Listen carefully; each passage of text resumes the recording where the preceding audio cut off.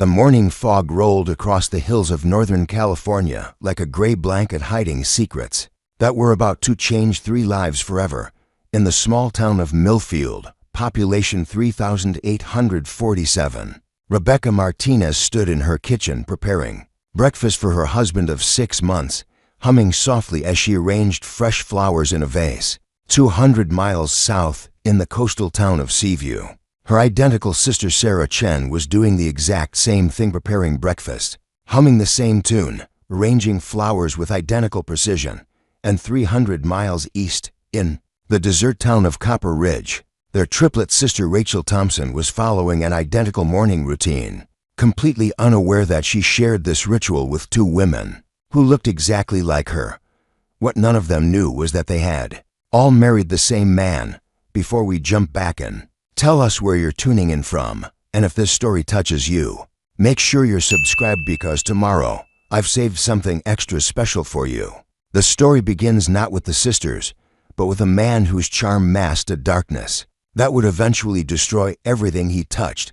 Marcus William Hayes was born in Portland, Oregon in 1985, the only child of wealthy real estate developers who showered him with money, but withheld the one thing every child needs: genuine love and consistent guidance. His parents, Jonathan and Victoria Hayes, were so consumed with building their empire that they treated Marcus more like an investment than a son, measuring his worth by his achievements and appearance rather than his character. By the time Marcus reached adolescence, he had learned to weaponize his natural charisma. Tall, with striking blue eyes and the kind of confident smile that made people trust him instantly, he discovered early that he could manipulate others to get what he wanted. His parents' wealth provided him with opportunities, private schools, expensive clothes, connections, but it also shielded him from the consequences of his actions. When he was caught cheating on exams, his father's donations to the school made the problem disappear. When he was arrested for vandalism at 17, the family's lawyer ensured the charges never made it to court. Marcus graduated from Stanford University in 2007 with a degree in business administration and a refined understanding of how to exploit people's emotions for personal gain. His college years had been spent perfecting his ability to identify what people needed to hear, and then provide exactly those words, whether he meant them or not. He had a gift for making women feel like they were the only person in the world who truly understood him, while simultaneously maintaining multiple relationships without any of them discovering the others. After college, Marcus inherited a substantial trust fund that allowed him to live comfortably without working. But money alone wasn't enough to satisfy his psychological needs. He craved the thrill of deception, the rush of maintaining elaborate lies, and the sense of power that came from controlling multiple people simultaneously. What started as casual dating quickly evolved into something much more sinister, a systematic approach to finding vulnerable women and creating false identities to marry them. The psychological profile that would later be constructed by law enforcement experts painted a picture of a man with narcissistic personality disorder, combined with sociopathic tendencies. Marcus didn't see other people as individuals with their own rights and feelings. He saw them as resources to be exploited for his entertainment and benefit. Marriage, for him, wasn't about love or commitment. It was about the ultimate challenge of deception.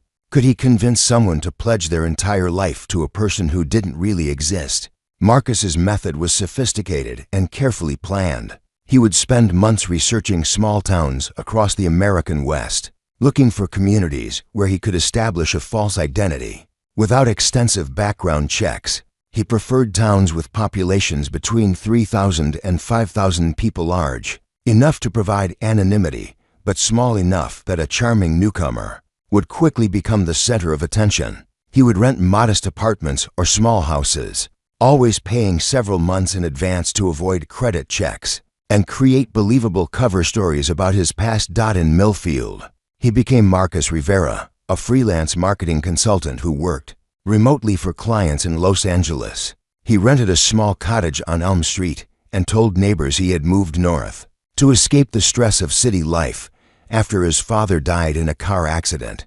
The story was perfectly crafted to generate sympathy. while explaining why he had no local connections and why he might receive phone calls at odd hours. He even created fake business cards and a professional website to support his fictional career. In Seaview, he transformed into Marcus Chen, a marine biologist who had taken a sabbatical from his research position to write a book about coastal ecosystems. He rented a beachfront apartment and spent his first weeks walking the shoreline with notebooks and cameras, establishing his credibility as a scientist. Local residents were impressed by his knowledge of marine life knowledge he had acquired through intensive online research, and his passionate descriptions of his fictional work in Hawaii and Alaska. In Copper Ridge, he became Marcus Thompson, a freelance photographer specializing in desert landscapes. He arrived with expensive camera equipment and immediately began building relationships with local artists and gallery owners. His cover story involved a recent divorce from a wealthy woman in Phoenix who had broken his heart, a narrative that explained his emotional availability while generating protective instincts in the women he encountered. Each identity was meticulously crafted with its own social media presence, professional credentials, and personal history. Marcus had studied method acting and psychology extensively, allowing him to inhabit these characters so completely that he sometimes seemed to forget his real identity. He maintained separate phones, email accounts, and even different wardrobes for each persona. In Millfield, Marcus Rivera dressed casually in khakis and button-down shirts. In Seaview, Marcus Chen wore practical outdoor gear suitable for a marine researcher. In Copper Ridge, Marcus Thompson favored dark jeans and vintage band t-shirts that projected an artistic sensibility. The financial aspect of his deception required careful planning. Marcus had divided his inheritance among multiple bank accounts under different names, using fake identification documents purchased through underground networks he had discovered. During college, he maintained just enough legitimate documentation to pass casual scrutiny while keeping most of his resources hidden from potential investigation. Each of his identities had its own bank account with sufficient funds to support a modest lifestyle, and he rotated between locations on a schedule that allowed him to maintain all three lives without raising suspicion. But Marcus's greatest talent wasn't financial or logistical, it was psychological. He possessed an almost supernatural ability to read people's emotional needs and adapt his personality to fulfill them. He could identify within minutes whether a woman needed a protective partner, an intellectual equal, or a romantic dreamer, and he would transform himself accordingly. This wasn't conscious manipulation in the traditional sense. Marcus seemed to genuinely become whatever his target needed him to be, at least temporarily. The selection of his victims wasn't random. Marcus specifically sought out women who were intelligent and successful, but emotionally isolated. He avoided women with large social networks or close family ties, preferring those who had moved to small towns for career opportunities or personal reasons that separated them from their support systems. He looked for women who were accomplished enough to be interesting, but vulnerable enough to be susceptible to his carefully crafted romantic narratives. Rebecca Martinez had moved to Millfield in 2018 to take a position as head librarian at the town's newly renovated public library. At 28, she was a Stanford graduate with a master's degree in library science who had chosen small town life after becoming overwhelmed by the competitive atmosphere of academic libraries. In major cities, she lived alone in a converted apartment above the town's used bookstore, spending her free time organizing literacy programs and tending to a small garden behind the building. Sarah Chen had arrived in Seaview in 2019 to work as a marine conservation specialist for the California Coastal Commission. Also 28, she had completed graduate studies in environmental science at UC Berkeley before accepting the position that would allow her to focus on protecting endangered marine habitats. She rented a small house near the harbor and spent most of her time either in the field collecting data or in her home office analyzing research findings. Rachel Thompson had moved to Copper Ridge in early 2020 to open a small art gallery, specializing in contemporary Southwest artists. Like her unknown sisters, she was 28 and highly educated. With an MBA from UCLA and several years of experience managing galleries in Phoenix, she had invested her savings in the gallery and was living in a studio apartment above the space, working 18-hour days to establish her business in a town that had never had a professional art venue. What Marcus couldn't have known, what no one could have known, was that these three women were identical triplets who had been separated at birth through a closed adoption process that had deliberately scattered them across different families to maximize their chances of successful placement. The adoption agency had a policy of separating multiple birth siblings to avoid overwhelming potential adoptive parents and to ensure that each child received individual attention. From their new families, Rebecca had been adopted by Carlos and Maria Martinez, a teacher and a nurse in Sacramento who had struggled with infertility for years before deciding to adopt. They provided her with a loving, stable home but never told her about her birth siblings. Following the adoption agency's recommendation that knowledge of separated siblings might cause psychological distress, Rebecca grew up knowing she was adopted but believing she was an only child. Sarah had been placed with David and Linda Chen, a software engineer and a pediatrician in San Francisco, who had specifically requested an infant they could raise as their own child, like the Martinez family. They followed the agency's guidance about not discussing the possibility of biological siblings. Sarah's adoptive parents were older and more reserved than Rebecca's, providing excellent educational opportunities but maintaining some emotional distance that left Sarah feeling slightly disconnected from family intimacy. Rachel had been adopted by Robert and Susan Thompson, an architect and a social worker in Los Angeles who already had two biological children, but wanted to expand their family through adoption. The Thompson household was chaotic and loving, with Rachel growing up as the middle child in a family of 5. Her adoptive parents were more open about adoption issues, but had been told by the agency that Rachel's birth mother had specifically requested that any siblings be placed separately to give each child a fresh start. The adoption records from 1991 were sealed under California law, and the agency that had handled the placement had closed in 1998 after a scandal involving falsified documents and improper procedures. The three girls grew up less than 500 miles apart, but with no knowledge of each other's existence, developing remarkably similar personalities and preferences despite their different family environments. All three women were introverted, but professionally ambitious, preferring quiet intellectual pursuits to social gatherings. They shared an unusual combination of analytical intelligence and artistic sensitivity that had led them all to careers involving the preservation and presentation of cultural resources, libraries, environmental conservation, and art galleries. Each had struggled with a persistent feeling that something was missing from their lives, a sense of incompleteness that they attributed to their adoptive status, rather than to the absence of biological siblings. Marcus encountered Rebecca first in October 2020, when he visited the Millfield Public Library to research local history for his fictional marketing project. Rebecca was immediately drawn to his apparent intellectual curiosity and his respectful treatment of the library's resources. Most visitors treated the library as a free internet cafe, but Marcus seemed genuinely interested in the historical documents and local archives. Their first conversation lasted 2 hours, covering topics from regional agriculture to literary preservation, and Rebecca found herself more intellectually stimulated than she had been in months. Their courtship followed a pattern that Marcus had perfected through years of practice. He began by establishing himself as a regular library patron, always polite and considerate, gradually building a friendship based on shared intellectual interests.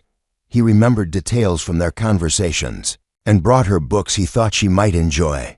He volunteered to help with the library's community outreach programs, demonstrating the kind of civic-mindedness that Rebecca found attractive in potential partners. Marcus's fictional background as a marketing consultant allowed him to offer professional advice about promoting the library's services, and his apparent expertise convinced Rebecca that he was genuinely successful in his career. He never pressed for personal information about her past or family, instead creating an atmosphere where she felt comfortable sharing details about her adoption and her sometimes lonely life in Millfield.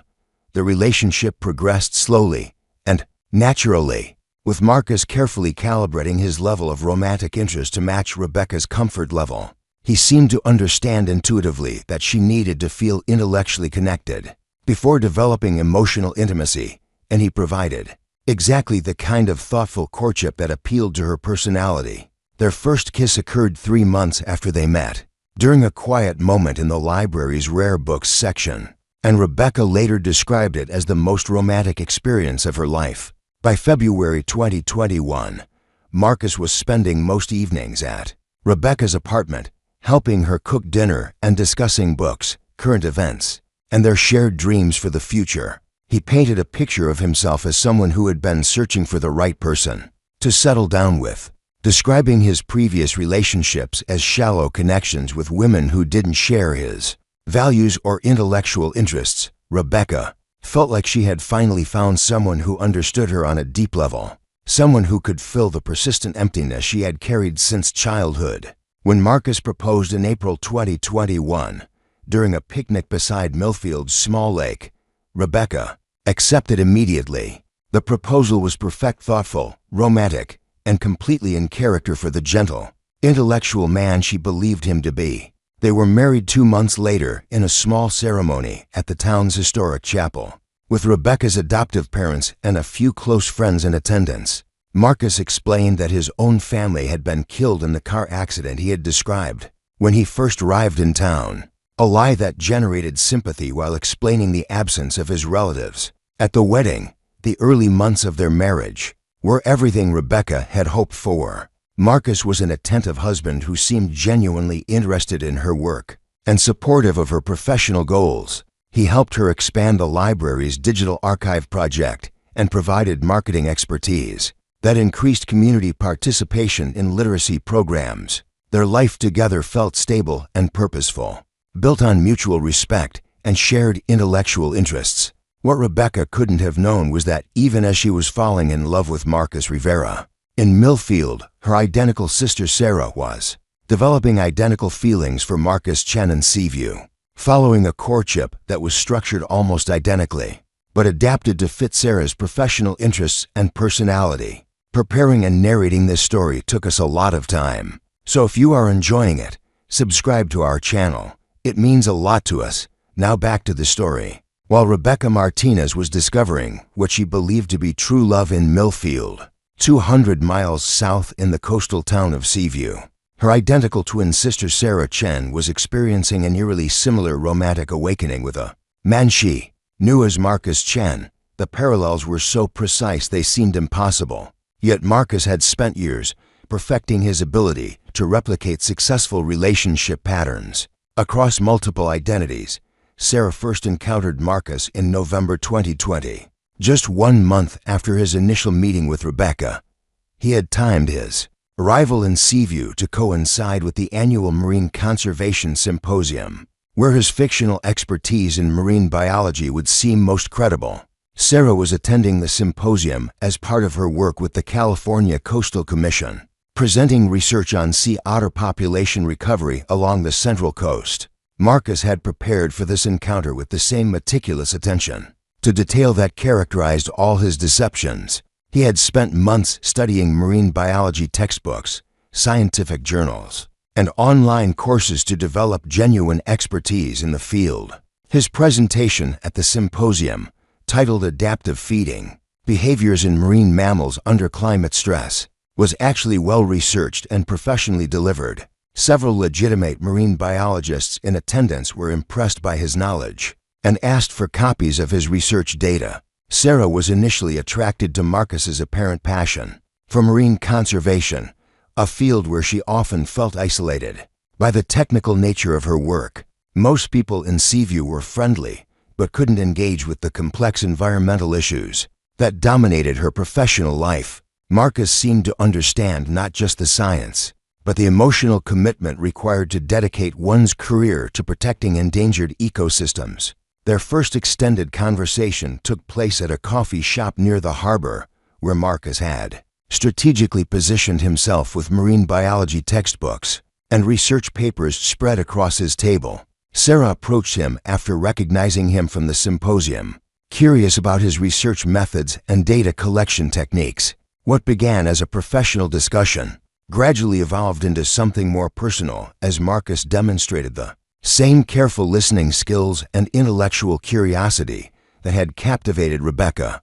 The persona Marcus had created for Seaview was subtly, but significantly different from his Millfield identity. Where Marcus Rivera was gentle and bookish, Marcus Chen was more adventurous and outdoorsy, matching the rugged coastal environment and Sarah's preference for fieldwork over library research. He wore weather-resistant clothing suitable for marine research, spoke knowledgeably about diving techniques and underwater photography, and carried himself with the confident physicality of someone comfortable in challenging natural environments. Marcus's backstory as a marine biologist on sabbatical provided perfect cover for his irregular schedule and frequent absences from town. He could disappear for several days at a time, claiming to be conducting field research in remote coastal areas, while actually traveling to maintain his other identities. His fictional book project about coastal ecosystems explained why he spent long hours alone in his apartment, typing on his laptop and making phone calls to supposed research collaborators. The romantic progression with Sarah followed the same careful timeline Marcus had used with Rebecca, but adapted to her personality and professional demands. Where Rebecca had needed intellectual connection before emotional intimacy, Sarah required proof of shared values and environmental commitment. Marcus volunteered for beach cleanup efforts, participated in citizen science projects monitoring water quality, and demonstrated the kind of hands-on environmental activism that resonated with Sarah's professional mission. Sarah's background made her somewhat more skeptical than Rebecca about potential romantic partners. Her work in environmental science had exposed her to academic politics and grant competition that bred cynicism about people's motives. She had also experienced several disappointing relationships with men who claimed to support her career but ultimately expected her to prioritize their needs over her professional goals. Marcus navigated these concerns with practiced skill. He never competed with Sarah's expertise or tried to position himself as more knowledgeable about her specialty areas.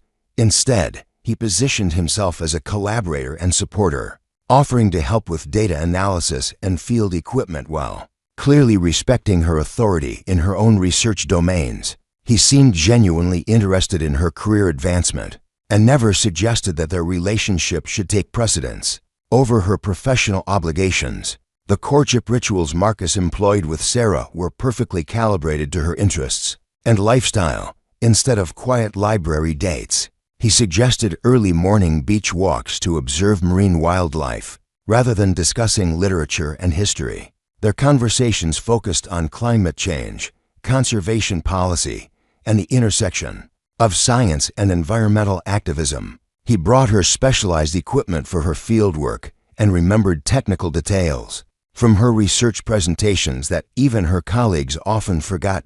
By January 2021, Sarah found herself looking forward to Marcus's company more than she had enjoyed anyone's presence in years. He seemed to understand the loneliness that came with dedicating one's life to environmental work that most people found abstract or depressing. He listened to her concerns about species extinction and habitat destruction with the kind of engaged attention that made her feel heard and validated in ways she had rarely experienced. Marcus's proposal to Sarah came in March 2021 during a sunset dive they had planned to observe bioluminescent plankton off the Seaview coast, underwater, surrounded by the natural phenomenon they had come to study. He used waterproof markers to write "Will you marry me?"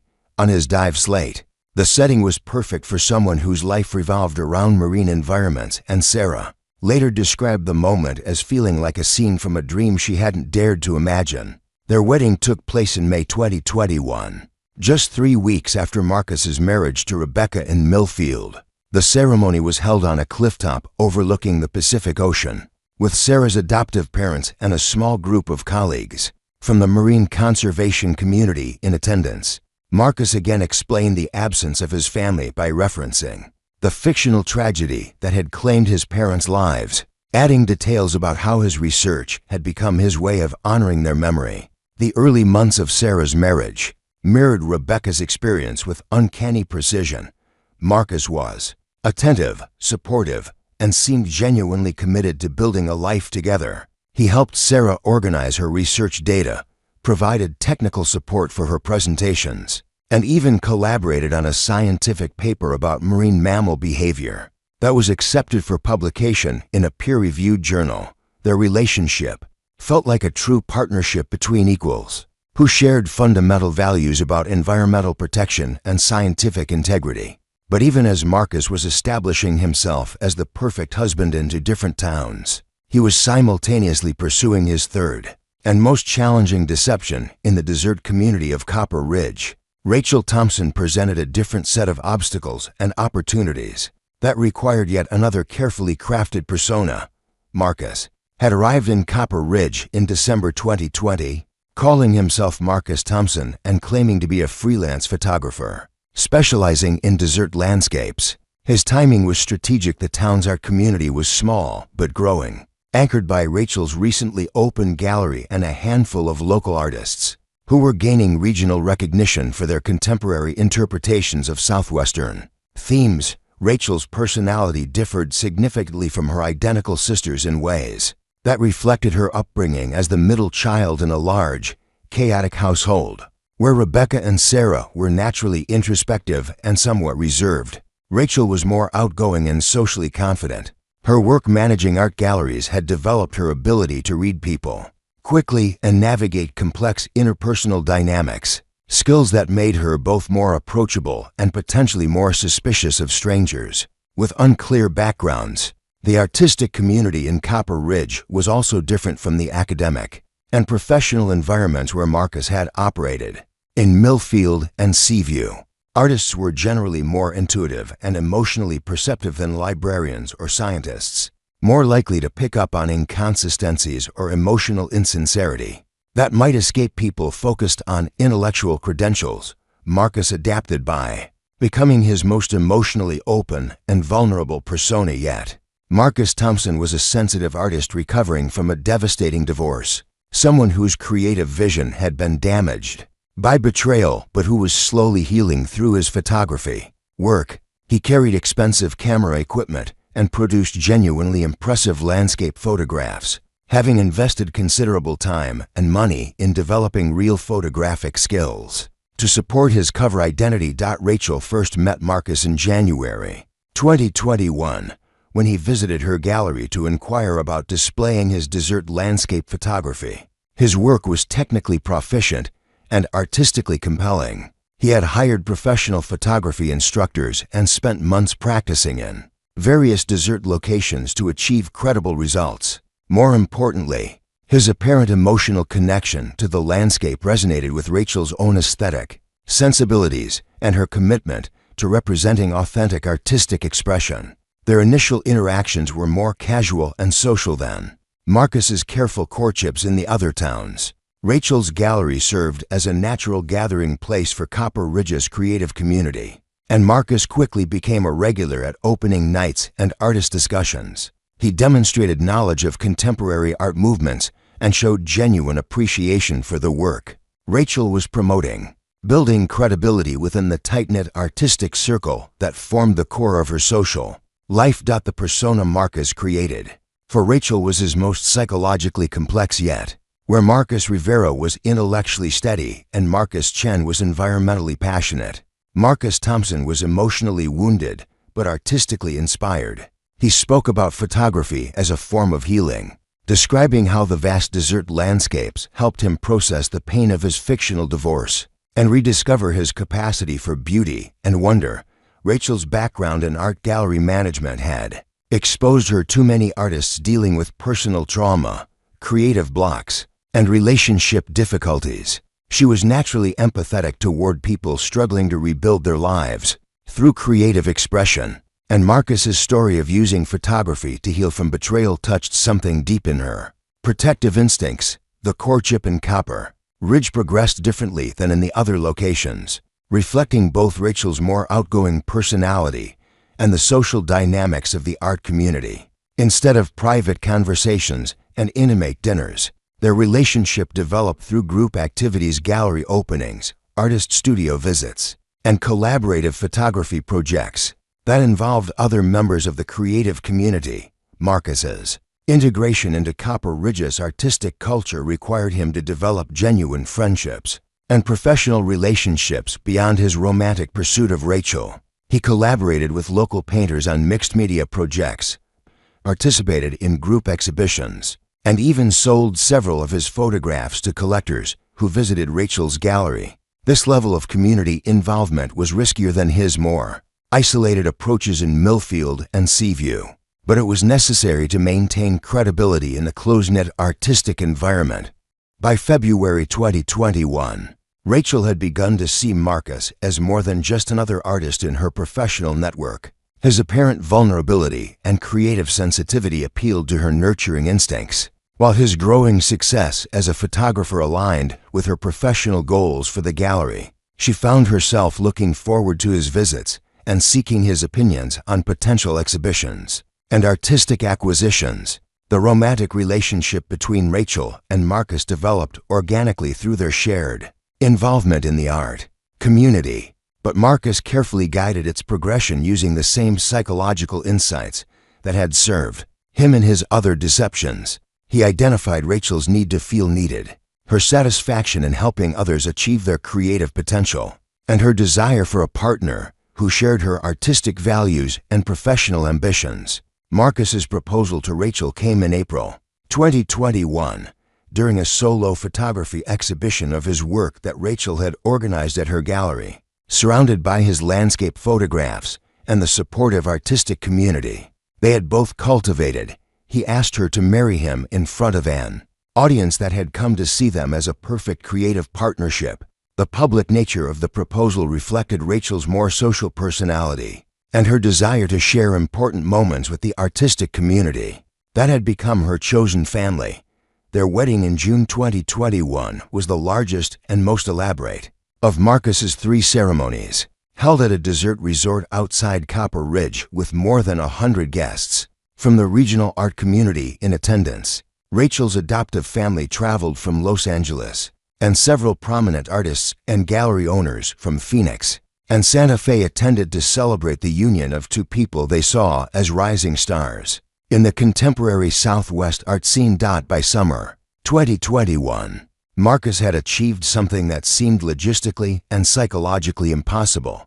He was simultaneously maintaining 3 separate marriages in 3 different towns, each built on carefully constructed false identities and sustained by his ability to become whatever each woman needed him to be. His wives had no knowledge of each other's existence, and the geographical distance between their communities made accidental discovery seem unlikely.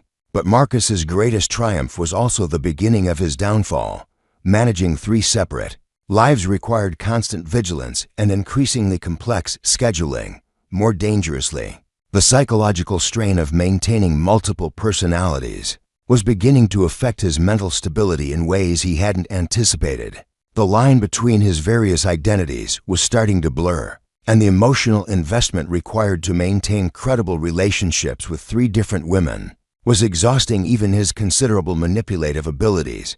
None of his wives suspected anything was wrong, but each began to notice subtle changes in their husband's behavior as the complexity of his deceptions increased. Small inconsistencies in his stories, unexpected phone calls that he took in private, and occasional lapses in the persona they had married were accumulating into a pattern that would eventually expose the truth about the man they all thought they knew. By September 2021, Marcus Hayes had been living his triple life for nearly a year, but the psychological and logistical demands of maintaining 3 separate marriages were beginning to create fractures in his carefully constructed world. What had started as an elaborate game of deception was evolving into something far more dangerous, a complex web of lies that required constant attention and increasingly sophisticated cover stories to maintain. The first signs of trouble emerged not from external investigation or accidental discovery,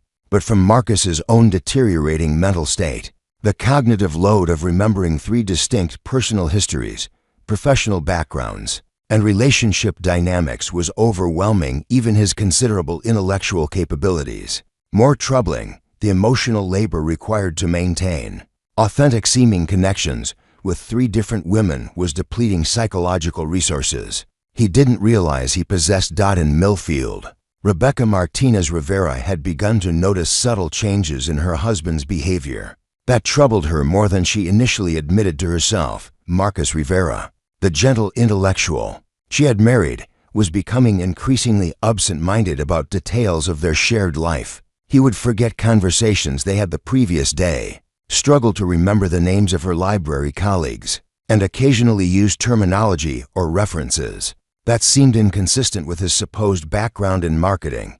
More concerning were the phone calls that had become a regular feature of their evening routine. Marcus would receive calls at odd hours, always stepping outside or into another room to take them privately.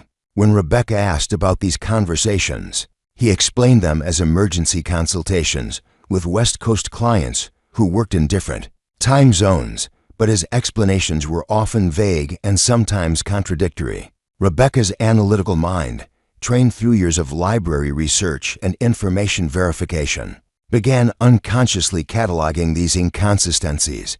She found herself paying closer attention to his stories about his past, noticing that details sometimes changed between tellings. His account of his college years at Stanford seemed particularly fluid, with different fraternity affiliations and academic achievements mentioned at different times. The breaking point in Millfield came during a dinner party at the home of Tom and Linda Patterson, longtime Millfield residents who had become close friends of the couple. The conversation turned to travel experiences, and several guests shared stories about memorable trips to foreign countries. When asked about his own travel experiences, Marcus began describing a research trip to Costa Rica in vivid detail, complete with stories about exotic wildlife and challenging field conditions. Rebecca listened with growing confusion as her husband described adventures that seemed completely inconsistent with his supposed career in marketing. The level of detail and apparent expertise he displayed about tropical ecosystems and research methodologies was impressive but baffling. When she quietly asked him later that evening about when he had developed such extensive knowledge of marine biology, Marcus seemed genuinely confused by her question, as if he couldn't understand why his Costa Rica stories would seem unusual. That night, as Marcus slept beside her, Rebecca lay awake trying to reconcile the man she had married with the stranger, who seemed to emerge during unguarded moments. The cognitive dissonance was becoming impossible to ignore, but she had no framework for understanding what she was experiencing. The possibility that her husband was living multiple lives simultaneously was so far outside her normal experience that her mind rejected it even as evidence accumulated 100 miles away in Seaview. Sarah Chen was grappling with her own growing concerns about her husband's increasingly erratic behavior. Marcus Chen, the dedicated marine biologist she had married, was displaying knowledge gaps and personality shifts that seemed impossible to explain through normal stress or professional pressures. The first major red flag appeared during a visit from Dr. Patricia Williams, Sarah's former advisor from UC Berkeley, who was conducting research along the Central Coast. Sarah had proudly introduced Marcus to Dr. Williams as a fellow marine biologist, expecting them to engage in the kind of technical discussions that characterized interactions between researchers in their field. Instead, Dr. Williams later pulled Sarah aside with barely concealed confusion. "I don't understand your husband's research background," she said carefully. "He seems to know quite a bit about marine ecosystems, but when I asked about his graduate studies and previous publications, his answers were extremely vague. I couldn't find any record of his work in the standard databases, and some of the research institutions he mentioned don't exist." Sarah defended Marcus, explaining that he had been working independently and might not have published in mainstream journals. But Dr. Williams's concerns planted seeds of doubt that began growing in the weeks that followed. Sarah found herself paying closer attention to Marcus's professional communications, noticing that he never seemed to receive calls from research colleagues, and that his supposed book project never progressed beyond vague outlines in general. Research more troubling were the personality changes that seemed to occur without explanation. The passionate environmentalist who had captivated her with his commitment to marine conservation would sometimes display attitudes and interests that seemed completely out of character. During a discussion about climate change policy, Marcus made several comments that seemed to contradict his supposed dedication to environmental protection, then appeared genuinely confused when Sarah questioned his positions. Sarah's scientific training had taught her to observe patterns and test hypotheses, and she began approaching her marriage with the same analytical rigor she applied to her research. She started documenting the inconsistencies she observed, creating what amounted to a research file on her own husband's behavior. The data she collected painted a picture that her rational mind struggled to accept but could no longer ignore. In Copper Ridge, Rachel Thompson was experiencing the most dramatic deterioration in her relationship with Marcus, partly because the artistic community's social nature made his inconsistencies more visible to outside observers. The tight-knit network of artists, gallery owners, and collectors who formed the core of Copper Ridge's cultural scene were beginning to notice that Marcus Thompson's behavior and artistic knowledge seemed to shift unpredictably during a gallery opening featuring contemporary landscape photography. Marcus engaged in a detailed discussion about technical aspects of large-format camera work, demonstrating expertise that impressed several professional photographers in attendance. But later that same evening, when conversation turned to the history of landscape photography and influential artists in the field, Marcus seemed completely unfamiliar with work by Ansel Adams and Edward Weston, photographers whose influence was so fundamental that ignorance of their contributions was almost incomprehensible among serious practitioners. The artistic community's response to these inconsistencies was more direct than the polite confusion Rebecca and Sarah experienced in their more reserved social circles. Several artists approached Rachel privately to express concerns about her husband's credibility and mental stability. Some suggested he might be suffering from memory problems or psychological issues that required professional attention. Rachel found herself in the uncomfortable position of defending a man whose behavior she was beginning to find increasingly difficult to understand or predict. The Marcus Thompson she had fallen in love with was passionate, vulnerable, and artistically sensitive, but the man living in her home was becoming someone else entirely distant, secretive, and occasionally displaying knowledge and attitudes that seemed to come from a completely different person. The most alarming incident occurred during a photography workshop Marcus had been hired to teach for aspiring landscape photographers. Several participants later complained to Rachel that the instructor had seemed confused about basic technical concepts he had previously demonstrated mastery of, and had become irritated when students asked questions about equipment and techniques he had supposedly been using for years. One participant, a retired photography teacher named Eleanor Martinez, approached Rachel with concerns that went beyond technical competence. "I've been teaching photography for 30 years, Eleanor said, and I've never seen anything like your husband's behavior during that workshop. It was like he was trying to remember someone else's knowledge, not drawing on his own experience. Has he experienced any head injuries or medical issues that might affect his memory?" The suggestion that Marcus might be suffering from some form of cognitive impairment provided Rachel with a potential explanation for the increasingly bizarre inconsistencies in his behavior. But when she gently suggested that he might benefit from a medical evaluation, Marcus became defensive and angry in ways that seemed completely out of character for the sensitive, vulnerable man she had married. The psychological pressure of maintaining 3 separate identities was manifesting in Marcus through increasingly frequent episodes of confusion and rage that he couldn't fully control or understand.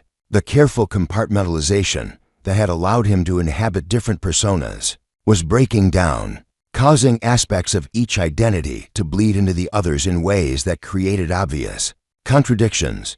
More dangerously, Marcus was beginning to lose track of which identity he was supposed to be inhabiting at any given moment.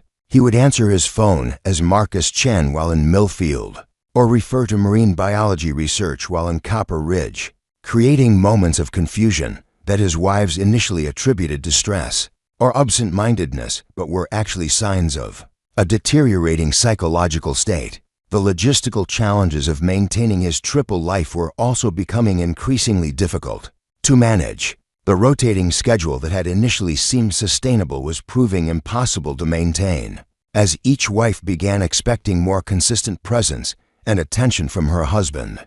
Rebecca wanted him to accompany her to professional conferences and family gatherings. Sarah expected him to participate in extended field research projects.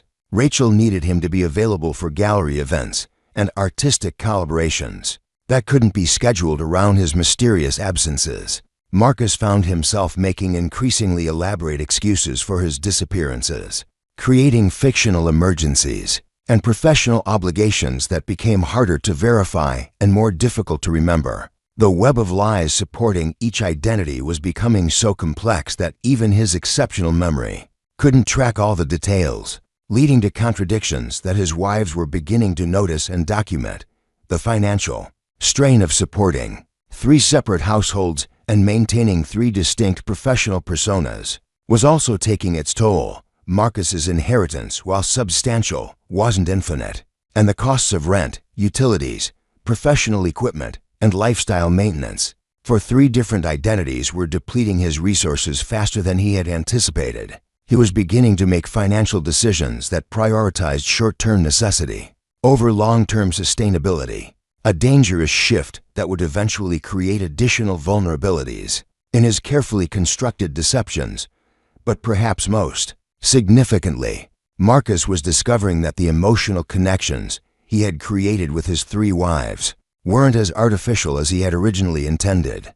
Despite his sociopathic tendencies and manipulative intentions, spending intimate time with Rebecca, Sarah, and Rachel had created genuine psychological bonds that complicated his ability to maintain emotional distance from his victims. This unexpected development was the most dangerous threat to his elaborate deception. Marcus had built his entire system on the assumption that he could control his emotional responses and maintain purely calculated relationships with his wives, but the human connections he had forged were beginning to generate real feelings of affection, guilt, and responsibility that interfered with his ability to think clearly about maintaining his multiple identities. The stage was set for a catastrophic collapse that would expose not only Marcus's deceptions, but also the remarkable truth about the 3 women he had unknowingly brought together through his elaborate scheme.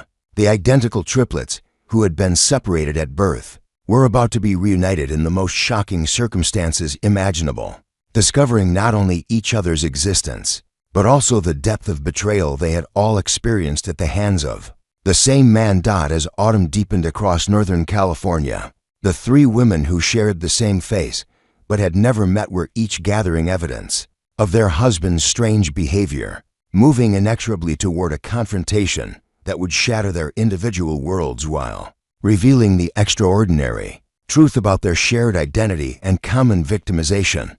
The moment that would ultimately expose Marcus Hayes's elaborate deception began with a seemingly innocent conversation at a California Library Association conference in Sacramento during the first week of November 2021. Rebecca Martinez Rivera had attended the conference to present her research on digital preservation methods, but her mind was increasingly occupied by the growing inconsistencies in her husband's behavior that she could no longer rationalize away. During a coffee break between sessions, Rebecca found herself seated next to Dr. Jennifer Walsh, a digital forensics specialist who consulted with libraries on cybersecurity issues. Their conversation began professionally, focusing on emerging threats to digital archives. But Rebecca found herself sharing her personal concerns about her husband's suspicious computer activities and mysterious phone calls. "He's always deleting his browser history," Rebecca confided, surprising herself with her willingness to discuss private matters with a stranger. "And he has multiple email accounts that he checks obsessively but never talks about. I'm starting to worry that he might be involved in something illegal." Dr. Walsh listened with the kind of focused attention that came from years of investigating digital crimes. "Have you considered running a basic background check?" she asked carefully. "There are legitimate services that can verify employment history, educational credentials, and criminal records. If your husband is who he says he is, there should be a clear digital footprint supporting his identity." The suggestion had never occurred to Rebecca, who had always trusted people until given specific reasons to doubt them. But Dr. Walsh's professional perspective reframed her husband's behavior as potentially criminal, rather than merely eccentric, giving her permission to investigate in ways that had previously seemed like violations of marital trust. That evening, in her hotel room after the conference sessions ended, Rebecca accessed one of the background check services Dr. Walsh had recommended. Her hands trembled as she entered Marcus Rivera, marketing consultant, Millfield, California, into the search parameters, uncertain whether she wanted to find evidence supporting her suspicions or proof that her concerns were unfounded. The results were devastating in their emptiness. No employment records existed for Marcus Rivera at any marketing firms in California or anywhere else. His supposed Stanford University degree couldn't be verified through alumni databases. Most alarmingly, there was no record of his existence prior to October 2020, exactly when he had first appeared in Millfield, claiming to be escaping the stress of city life. Rebecca stared at her laptop screen, processing the implications of what she had discovered. The man she had married, the person she had trusted with her deepest emotions and most intimate secrets, was apparently a complete fiction. But the absence of information about Marcus Rivera only raised more questions. Who was the man living in her home? What was his real name?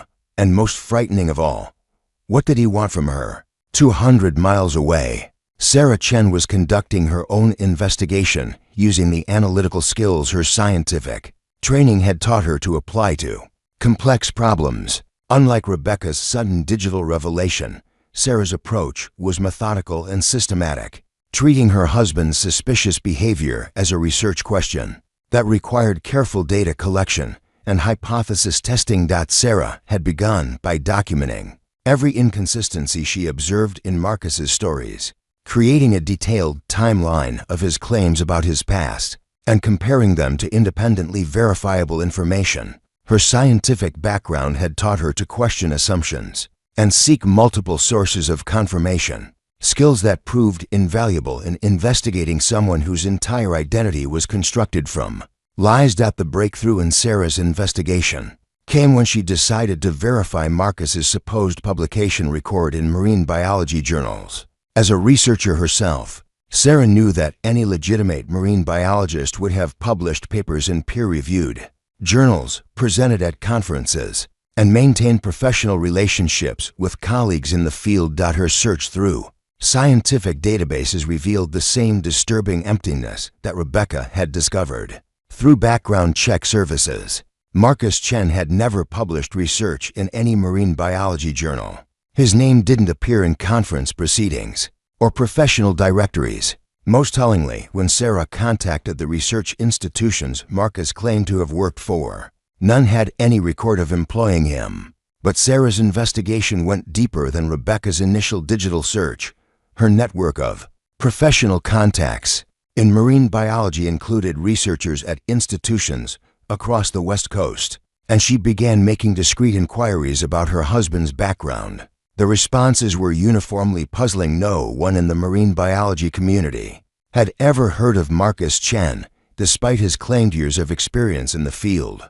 Dr. Patricia Williams, Sarah's former advisor who had first raised concerns about Marcus's credentials, agreed to help with a more thorough investigation. Using her access to academic databases and professional networks, Dr. Williams conducted what amounted to a comprehensive background check. Through the scientific community, Sarah, Dr. Williams said during a phone call that would change everything. "I've been investigating your husband's background for 2 weeks, and I can't find any evidence that Marcus Chen exists as a marine biologist. More concerning, some of the research he's claimed credit for appears to be plagiarized from legitimate scientists' published work." The revelation that Marcus had been stealing other researchers' work and presenting it as his own added a criminal dimension to Sarah's investigation that transformed her confusion into focused determination. If her husband was committing academic fraud, she had a professional obligation to expose him, regardless of the personal consequences. Meanwhile, in Copper Ridge, Rachel Thompson was approaching her investigation from yet another angle, utilizing the informal but highly effective information networks that existed within artistic communities. Unlike the academic and professional environments where Rebecca and Sarah were conducting their research, the art world operated on personal relationships and subjective judgments that made formal verification more difficult, but gossip and rumor extremely powerful. Rachel's investigation began when she decided to research Marcus's supposed photographic career more thoroughly. His work was technically competent and artistically compelling, but several aspects of his professional history had never quite made sense to her. His equipment was expensive and state-of-the-art, suggesting significant financial investment, but he had no apparent income from photography sales or assignments. The first breakthrough came when Rachel contacted several photography galleries in Phoenix that Marcus claimed had previously represented his work. None had any record of exhibiting his photographs or maintaining professional relationships with him. His supposed artistic reputation in Arizona appeared to be as fictional as his claimed expertise in other fields. More disturbing was what Rachel discovered when she began investigating the personal story that had formed the foundation of their relationship. Marcus's account of his devastating divorce from a wealthy Phoenix socialite had been a central element of his emotional appeal, explaining his vulnerability and financial independence while generating sympathy for his supposed romantic trauma. Rachel's investigation into Phoenix marriage and divorce records revealed no evidence that Marcus Thompson had ever been married in Arizona or anywhere else. The heartbreaking story that had convinced her to open her heart to a wounded man was apparently another carefully constructed fiction designed to manipulate her emotions and explain aspects of his background that might otherwise seem suspicious. But the most shocking discovery came when Rachel decided to verify Marcus's photographic education and training. He had claimed to have studied at several prestigious photography workshops and private institutions, experiences that had supposedly shaped his artistic vision and technical expertise. When Rachel contacted these institutions to inquire about their programs, several administrators remembered Marcus Thompson but not as a student. Instead, they recalled him as someone who had attended workshops under different names, paying cash for intensive courses and disappearing without completing certification programs or maintaining contact with instructors. The man you're describing attended our landscape photography intensive last year, said Maria Santos, program director at the Arizona Desert Photography Institute, but he registered under the name Marcus Hayes, not Marcus Thompson. He paid cash for the full program, but left after 3 days without explanation. Our instructors remembered him because he seemed to be taking detailed notes about our teaching methods rather than focusing on developing his own artistic voice. The revelation that Marcus had used multiple names while acquiring the skills necessary to support his false identities was the piece of evidence that convinced Rachel her investigation had uncovered something far more serious than artistic pretension or romantic dishonesty. She was dealing with someone who had systematically planned and executed an elaborate deception for purposes she couldn't yet understand. As November progressed, all 3 women found themselves in the surreal position of living with husbands they now knew to be fictional characters created by unknown men for unknown purposes. The psychological strain of maintaining normal domestic routines while conducting secret investigations into their spouses' identities was enormous. But each woman felt compelled to continue gathering evidence before confronting the man they had trusted with their lives. Rebecca's investigation had expanded to include financial records that revealed her husband's mysterious income sources and irregular spending patterns. Bank statements showed large cash deposits that couldn't be explained by his supposed marketing consulting work, along with expenses for travel and equipment that seemed inconsistent with his claimed lifestyle. Sarah had begun collaborating with Dr. Williams on what amounted to a formal academic fraud investigation, documenting the sources of Marcus's plagiarized research and identifying the legitimate scientists whose work he had stolen. Their investigation was generating evidence that could support criminal charges for academic fraud and identity theft. Rachel had connected with other victims of art world fraud through online networks, discovering that elaborate deceptions involving false artistic identities were more common than she had realized. Her investigation had revealed patterns of behavior suggesting that Marcus's photography persona was part of a larger scheme involving multiple false identities and potential victims. The three investigations were proceeding along parallel tracks, each woman gathering evidence that pointed to the same shocking conclusion. They were married to carefully constructed fictional characters, created by someone with sophisticated knowledge of their professional fields and psychological vulnerabilities, but none of them yet understood the full scope of what they were dealing with, or the remarkable coincidence that had brought three identical sisters into the orbit of the same elaborate criminal deception. The convergence that would expose everything was about to begin, triggered by a single phone call that would reveal not only Marcus Hayes's true identity, but also the extraordinary truth about the three women whose lives he had invaded. The investigation phase was complete, and the explosive confrontation that would change everything was just days away. The phone call that would expose Marcus Hayes's elaborate deception and reunite three identical sisters came at 2:47 p.m. on November 18, 2021, when Detective Lisa Rodriguez of the Sacramento County Sheriff's Office dialed a number she had found in Rebecca Martinez Rivers' background check inquiry. What started as a routine follow-up to a potential identity theft report was about to become one of the most extraordinary criminal investigations in California history. Mrs. Martinez Rivera, Detective Rodriguez said when Rebecca answered her phone at the Millfield Public Library. "I'm calling about the background check inquiry you submitted last week regarding Marcus Rivera. We've discovered some information that requires immediate discussion. Are you available to meet in person?" Rebecca's heart began racing as she processed the implications of receiving a call from law enforcement about her husband. "Is Marcus in some kind of trouble?" she asked, stepping into her private office and closing the door. "Mum, I'd prefer to discuss this in person, but I can tell you that we've received similar inquiries about individuals named Marcus Chen and Marcus Thompson who appear to be the same person using multiple identities. We need to verify some information with you as soon as possible." The mention of other names sent a chill through Rebecca that she couldn't fully understand. The idea that her husband might be using multiple identities was shocking enough, but something about the detective's tone suggested this was part of something much larger and more dangerous than simple fraud. Detective Rodriguez had stumbled onto the Marcus Hayes case through a convergence of separate investigations that had begun when Dr. Patricia Williams reported suspected academic fraud to UC Berkeley's Research Integrity Office. The university had forwarded the complaint to law enforcement when their investigation revealed evidence of identity theft and potential criminal activity.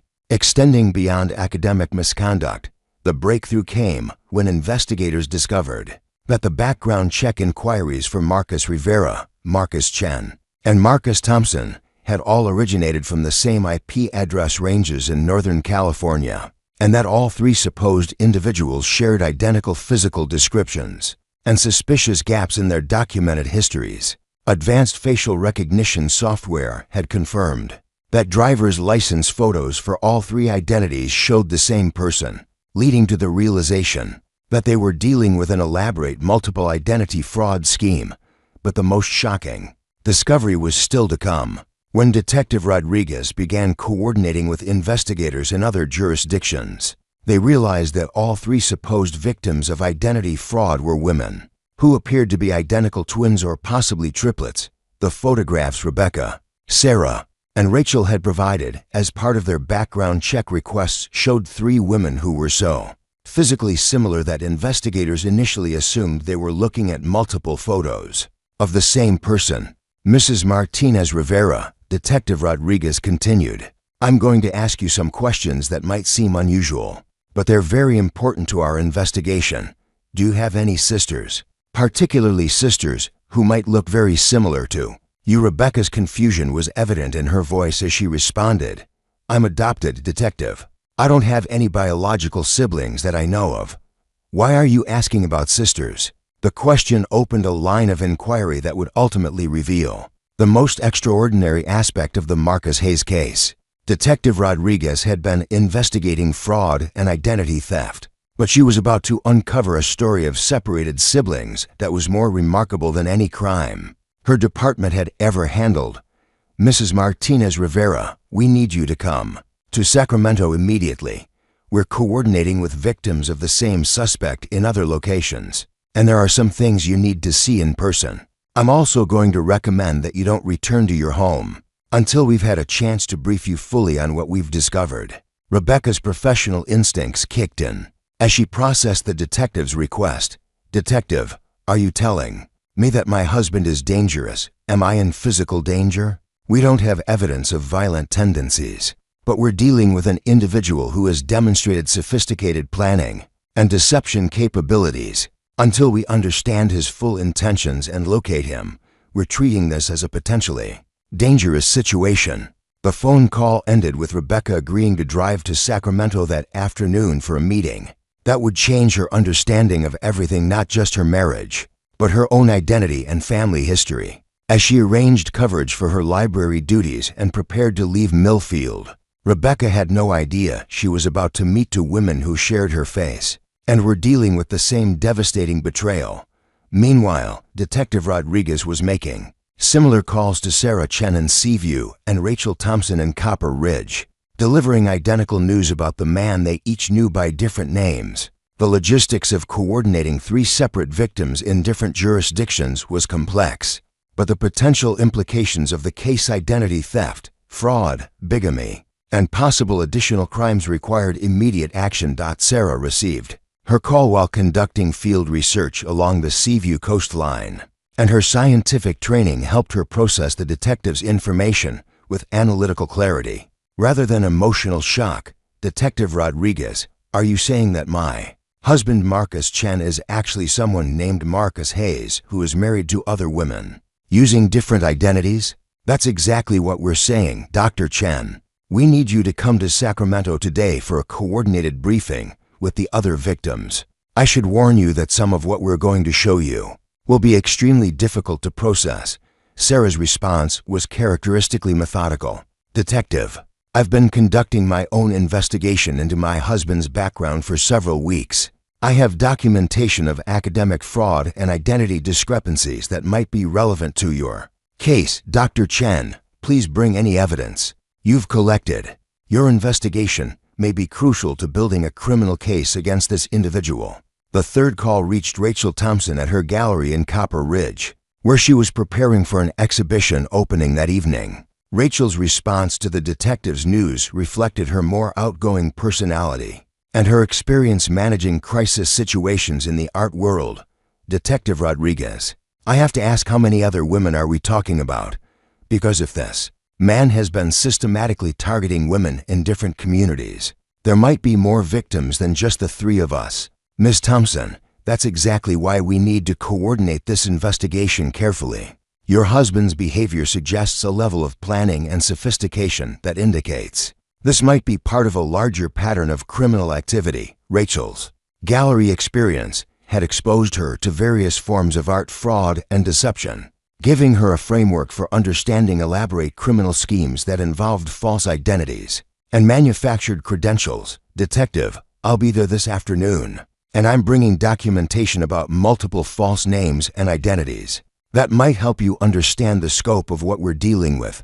By 4 p.m. on November 18th, three women who had never met but shared identical faces were sitting in a conference room at the Sacramento County Sheriff's Office, staring at each other with a mixture of shock, confusion, and growing recognition that their lives were connected in ways that seemed impossible to comprehend. Detective Rodriguez had prepared for this meeting by consulting with psychologists and adoption specialists about the best way to handle what appeared to be a reunion of separated siblings under traumatic circumstances. The revelation that the three women were identical triplets would be shocking enough under normal circumstances, but discovering their relationship in the context of being victimized by the same criminal made the situation unprecedented in law enforcement experience. Ladies, Detective Rodriguez began. I want to prepare you for what you're about to learn. Our investigation has revealed that you've all been victimized by the same individual, using different identities, but that's not the most extraordinary aspect of this case. She paused to look at each woman individually, noting the identical facial features, bone structure, and even mannerisms that made their relationship obvious to anyone seeing them together. Based on physical evidence and preliminary research into adoption records, we believe you are biological sisters, specifically identical triplets who were separated at birth through the California adoption system. The silence that followed was profound as each woman processed information that challenged her fundamental understanding of her own identity. Rebecca, Sarah, and Rachel had each grown up knowing they were adopted, but believing they were only children. The idea that they had identical sisters living parallel lives just hours away was overwhelming, even before considering the criminal circumstances that had brought them together. Rebecca was the first to speak, her voice barely above a whisper. Are you saying that we're biological sisters who were all married to the same man without knowing about each other? That appears to be exactly what happened, Detective Rodriguez confirmed. Marcus Hayes, that's his real name, seems to have systematically targeted three women who were remarkably similar in appearance, personality, and professional achievements. What he couldn't have known was that his victims were actually identical triplets. Sarah's scientific mind immediately began processing the statistical implications. Detective, what are the odds that someone would accidentally target three separated, identical triplets? This seems too coincidental to be random. Dr. Chen, that's an excellent question and one we're investigating. It's possible that Marcus Hayes had access to adoption records or other information that revealed your relationship, though we haven't found evidence of that yet. It's also possible that he was unconsciously drawn to women who shared certain genetic traits and characteristics. Rachel, whose experience in the art world had taught her to question authenticity and hidden meanings, asked the question that would drive the next phase of the investigation. Detective, if Marcus deliberately targeted us because we're sisters, what was his ultimate goal? What was he planning to do with three identical wives in different towns? The question hung in the air as Detective Rodriguez consulted her case files, preparing to reveal the most disturbing aspects of Marcus Hayes' behavior that investigators had uncovered. The answer would expose not just the criminal's methods, but his psychological motivations, revealing a scheme so elaborate and disturbing that it challenged everyone's understanding of human behavior and criminal intent. Ladies, Detective Rodriguez said, what I'm about to tell you represents the most complex and disturbing case of identity fraud and psychological manipulation our department has ever encountered. Marcus Hayes didn't just marry you under false pretenses. He was conducting what appears to be a psychological experiment, using your lives as test subjects. The evidence that Detective Rodriguez spread across the conference table painted a picture so disturbing that even experienced law enforcement officers had struggled to comprehend its implications. Surveillance photos, computer files, detailed journals, and psychological profiles revealed that Marcus Hayes had been conducting what could only be described as a systematic experiment on human behavior, using three identical women as unwitting test subjects. Ladies, Detective Rodriguez said, her voice carrying the weight of revelations that would shatter any remaining illusions about the man they had all married. What we discovered in Marcus Hayes' real residence in Portland goes far beyond identity, fraud, or even bigamy. This was a planned psychological study that he had been documenting for over 2 years. The detective activated a laptop computer that displayed the first of dozens of files investigators had recovered from Marcus's hidden apartment, a sprawling database containing detailed records of his interactions with Rebecca, Sarah, and Rachel. Each woman's file included psychological profiles, daily behavior logs, photographs taken without their knowledge, and analysis of their responses to various stimuli and situations. Rebecca stared at the screen in horrified fascination as Detective Rodriguez opened her personal file. The document contained intimate details about her daily routines, emotional responses, professional challenges, and personal vulnerabilities that Marcus had systematically recorded and analyzed. Photos showed her in private moments at home, walking to work, and interacting with friends, all taken secretly over months of surveillance. "He was studying us," Rebecca whispered, her voice barely audible as the full scope of the violation became clear. "We weren't wives to him. We were laboratory specimens." Sarah's scientific background helped her process the methodology behind Marcus's documentation with analytical detachment, even as the personal violation devastated her emotionally. "Detective, these files show experimental design principles. He was testing variables and measuring outcomes. This was formal research, not just criminal behavior." The files revealed that Marcus had been particularly interested in studying how identical genetic profiles would respond to different environmental stimuli and relationship dynamics. His notes contained detailed comparisons of the three sisters' reactions to similar situations, analyzing how their different upbringings and professional environments had shaped their personalities. Despite their identical genetic makeup, Rachel's file focused heavily on her artistic sensibilities and emotional responses to creative stimuli. Marcus had documented her reactions to different types of art, her decision-making processes regarding gallery exhibitions, and even her physical responses to various musical genres and aesthetic experiences. The level of detail was obsessive and scientifically rigorous. He was trying to determine how much of human personality is genetic versus environmental. Detective Rodriguez explained, consulting psychological profiles that expert consultants had prepared. "Based on Marcus's documentation, your cases provided him with a perfect natural experiment, identical genetics raised in different environments, allowing him to isolate variables that most researchers could never access." Dr. James Morrison, a forensic psychologist working with the investigation, joined the briefing to explain the psychological profile they had developed from Marcus Hayes. "Mr. Hayes demonstrates characteristics consistent with antisocial personality disorder combined with an obsessive need for intellectual control and validation. He appears to have been conducting research that he believed would make him famous in academic circles." The most disturbing revelation came when investigators showed the sisters Marcus's detailed plans for the conclusion phase of his experiment.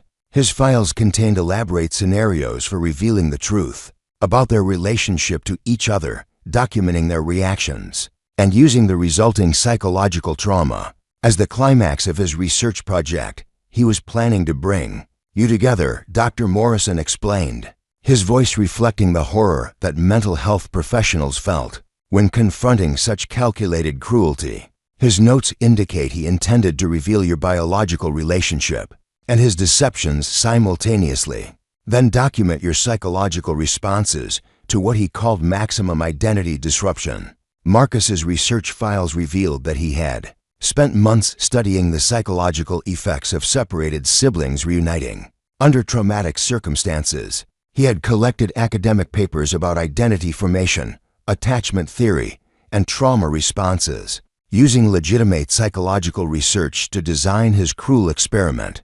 His goal was to create conditions that would produce the most extreme emotional responses possible, then document those responses for what he apparently believed would be groundbreaking research in human psychology.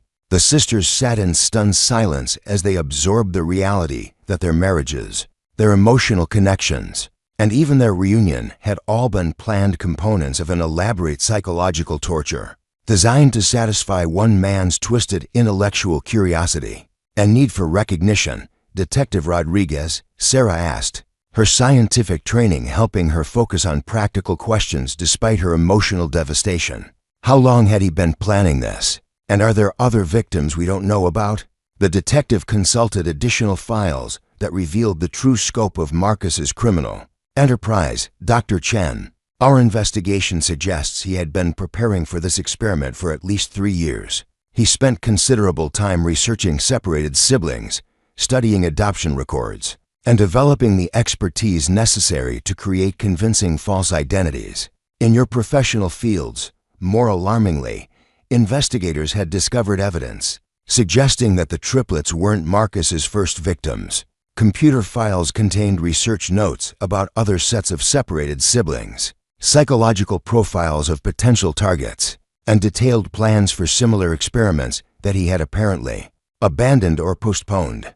We've identified at least 6 other women who had brief relationships with men matching Marcus's description over the past 5 years. Detective Rodriguez continued. None of those relationships progressed to marriage, but the pattern suggests he was testing his methods and refining his approach before targeting your family. Rachel, whose experience managing complex projects in the art world helped her understand systematic planning, asked the question that had been troubling all 3 sisters. Detective, how did he find us? How did he know we were biological sisters when we didn't know ourselves? The answer revealed the most sophisticated aspect of Marcus's criminal operation. Using connections from his wealthy family background and considerable financial resources, Marcus had gained access to sealed adoption records through corrupt officials and private investigators who specialized in circumventing legal privacy protections. Mr. Hayes had been purchasing illegally obtained adoption records for several years. Detective Rodriguez explained. He was specifically looking for cases involving separated multiple births, where the children had been placed in different regions but pursued similar educational and career paths. Marcus's research had identified the Martinez-Chen-Thompson triplets as ideal subjects because their separation had created natural control groups for his psychological experiment. 3 identical women raised in different family environments, but pursuing related careers provided the perfect opportunity to study nature versus nurture questions under controlled conditions. Dr. Morrison added psychological context that made Marcus's selection criteria even more disturbing. Mr. Hayes appears to have been specifically attracted to cases where separated siblings had unconsciously chosen similar life paths despite different upbringings. Your parallel choices in education, career focus, and even geographic preferences suggested strong genetic influences that he wanted to study and manipulate.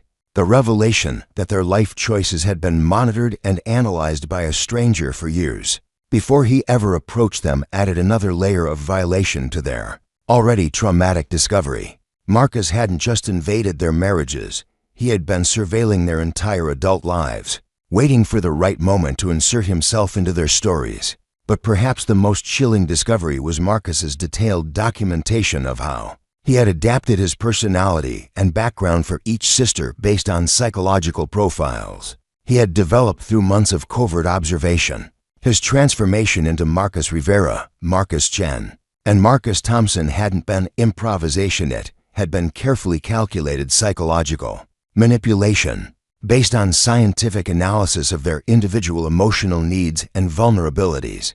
He knew exactly what each of you needed to hear, Dr. Morrison explained, showing them excerpts from Marcus's psychological profiles that demonstrated his understanding of their deepest insecurities and desires. His approach to each relationship was designed to fulfill specific emotional needs that he had identified through surveillance and research. Rebecca's file showed that Marcus had identified her need for intellectual partnership and gentle, emotional support, leading him to create the sensitive, bookish persona of Marcus Rivera. Sarah's profile revealed her desire for environmental collaboration and shared professional passion, inspiring the dedicated marine biologist identity of Marcus Chen. Rachel's documentation showed her need for emotional healing and artistic partnership, resulting in the vulnerable photographer persona of Marcus Thompson. He became exactly what each of us needed, Rachel said, her voice filled with a mixture of rage and heartbreak. He studied us like insects and then designed personalities that would make us fall in love with him. The psychological manipulation extended beyond their romantic relationships to include their broader social and professional lives. Marcus had carefully integrated himself into each woman's community, building relationships and credibility that would make his eventual exposure more devastating and isolating for his victims. Detective Rodriguez showed them evidence that Marcus had been documenting their responses to stress, joy, conflict, and intimacy with the clinical detachment of a laboratory researcher. His notes contained detailed analysis of their facial expressions, body language, and verbal responses to various emotional stimuli, all recorded without their knowledge or consent. "Ladies," Detective Rodriguez said as she closed the laptop containing Marcus's research files, "I want you to understand that none of this was your fault. You were targeted by someone who spent years planning and preparing to manipulate you. The emotional connections you felt were real, even though his responses were calculated. But the most important question remained unanswered. Where was Marcus Hayes now? And what were his plans for the conclusion phase of his experiment that their premature discovery had interrupted?" Dr. Morrison's psychological profile suggested that Marcus would be highly motivated to complete his research project, especially now that law enforcement intervention had disrupted his careful planning. "Mr. Hayes has invested years in this experiment, and his personality profile suggests he would view exposure as a challenge, rather than a reason to abandon his goals. We believe he may attempt to force a confrontation that allows him to document your responses to revelation and reunion." The chilling implication was clear. Even though his deception had been exposed, Marcus Hayes might still be planning to complete his psychological experiment by forcing the sisters to confront him under conditions that would allow him to document their trauma for his research purposes. The man who had systematically violated their lives for years wasn't finished with them yet. The manhunt for Marcus Hayes began within hours of the sisters' meeting at the Sacramento County Sheriff's Office, but it was Rebecca who provided the breakthrough that would lead to his capture. As investigators worked through the night analyzing his research files and tracking his financial records, Rebecca remembered something that had seemed insignificant at the time, but now took on sinister new meaning. "Detective Rodriguez," Rebecca said during their second day of debriefing, "Marcus has been talking about a cabin in the Sierra Nevada mountains for months. He said it belonged to a deceased uncle and that he was thinking about renovating it as a writing retreat. I thought it was just daydreaming, but now it sounds like a prepared escape plan," Detective Rodriguez finished, immediately mobilizing resources to investigate remote properties associated with Marcus's real identity and his known aliases. The search revealed that Marcus Hayes had indeed inherited a mountain cabin from his grandfather, an isolated property 40 miles northeast of Nevada City that provided perfect cover for someone wanting to disappear while remaining close enough to monitor law enforcement activities. But Marcus hadn't fled to the mountains to hide.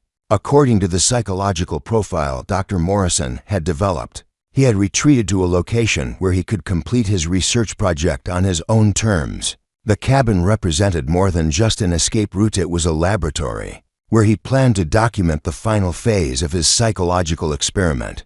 The evidence supporting this theory came from digital surveillance that showed Marcus had been purchasing sophisticated recording equipment, psychological testing materials, and what appeared to be restraint devices through online retailers using multiple identities. His recent financial activity suggested he was preparing for an extended period of isolation while working on what he called Phase 3 of his research. "He's not running from us," Dr. Morrison explained to the tactical team preparing for the raid on the mountain cabin. "His personality profile indicates he views law enforcement intervention as validation of the importance of his work. He's preparing to document what he sees as the climactic moment of his research, forcing his subjects to confront their true relationship and his deceptions under controlled conditions." The psychological assessment painted a picture of someone who had become so invested in his twisted research that he couldn't abandon it, even when facing certain arrest and prosecution. Marcus's academic background and family wealth had created a sense of intellectual superiority that made him believe his research justified any level of personal violation or criminal behavior. Sarah, drawing on her scientific background, provided crucial insights into Marcus's mindset that helped law enforcement understand how he might behave during a confrontation. "He thinks of himself as a researcher first and a criminal second," she explained. "In his mind, we're still test subjects whose reactions need to be documented, not victims whose rights have been violated." The tactical approach to Marcus's capture had to account for his psychological need to complete his research and the possibility that he might attempt to force a confrontation with the sisters. As part of his data collection, Dr. Morrison recommended that any law enforcement action include provisions for allowing Marcus to believe he was controlling the situation while actually being contained and monitored. Rachel's experience managing complex art installations provided practical insights into how Marcus might have prepared his mountain hideaway. If he's planning to conduct psychological experiments, he'll need controlled lighting, recording equipment, and staged environments, she observed. Think of it like a performance space where he can orchestrate interactions and document responses. The breakthrough in locating Marcus came not from traditional law enforcement methods, but from the sisters' own investigation into their biological family history. While waiting for updates on the manhunt, they had decided to use their forced reunion as an opportunity to learn about their origins and the circumstances that had led to their separation. Working with adoption specialists and genealogy researchers, the sisters discovered that their birth mother, Patricia Williams, ironically sharing a name with Sarah's former advisor, had been a psychology graduate student at UC Berkeley when she gave birth to triplets in 1993. Financial difficulties and academic pressures had led to the decision to place all 3 children for adoption, with the adoption agency recommending separation to maximize their chances of successful placement. But the most shocking discovery was that Patricia Williams had maintained detailed records of her daughter's placements and had been covertly monitoring their lives through private investigators for nearly 30 years. Her files contained photographs, school records, career information, and even personal details about their adult relationships, including their marriages to Marcus Hayes. "Our birth mother has been watching us our entire lives," Rebecca said. As they reviewed the documentation Patricia Williams had maintained, "She knows about Marcus, about his experiment, and she's been trying to contact law enforcement to warn them." Patricia Williams had indeed been attempting to report Marcus Hayes to authorities for weeks, but her communications had been dismissed as the ravings of an unstable woman with delusions about her surrendered children. Her warnings about a psychological predator targeting separated siblings had seemed too fantastical for investigators to take seriously, until the sisters' own reports provided corroboration. The contact information in Patricia Williams's files led investigators to a disturbing discovery. Marcus Hayes had been in communication with their birth mother for over 6 months, posing as a genealogy researcher who was helping adoptees reconnect with their biological families. He had used this false identity to obtain detailed information about the sisters' personalities, life histories, and emotional vulnerabilities. "He manipulated our birth mother the same way he manipulated us," Sarah realized as investigators revealed the scope of Marcus's information gathering. She thought she was helping her daughters by providing information to someone who could facilitate a reunion. Patricia Williams had unwittingly provided Marcus with the psychological profiles he needed to design his perfect approach to each sister. Her detailed observations about their personalities, career choices, and relationship patterns had become the foundation for the false identities he created to attract and marry them. But Patricia Williams had also become suspicious of Marcus's true intentions when his questions became increasingly clinical and detached. Her attempts to contact her daughters directly had been blocked by sealed adoption records, leading to her desperate but unsuccessful attempts to warn law enforcement about a potential threat to separated siblings. The revelation that their birth mother had been trying to protect them added another layer of emotional complexity to an already overwhelming situation. The woman who had given them up for adoption 30 years earlier had been the only person who recognized the danger Marcus Hayes represented, but her warnings had been ignored by a system that didn't believe her story. Detective Rodriguez coordinated with Patricia Williams to develop a plan that would draw Marcus out of hiding while ensuring the sisters' safety. "Ms. Williams, we need your help to contact Marcus Hayes and convince him to meet with your daughters. Voluntarily, he believes you're cooperating with his research, and that gives us leverage to control the confrontation." The plan was risky, but elegant in its psychological manipulation of someone who had spent years manipulating others. Patricia Williams would contact Marcus and tell him that she had arranged for her daughters to meet each other for the first time, exactly as he had been planning. The supposed family reunion would take place at a neutral location, where law enforcement could monitor the situation while allowing Marcus to believe he was documenting the climactic phase of his research. "We're using his own methodology against him," Dr. Morrison explained to the sisters as they prepared for what would be the most dangerous and emotionally challenging day of their lives. "He expects to be the researcher documenting your responses, but instead, we'll be documenting his behavior as evidence for prosecution."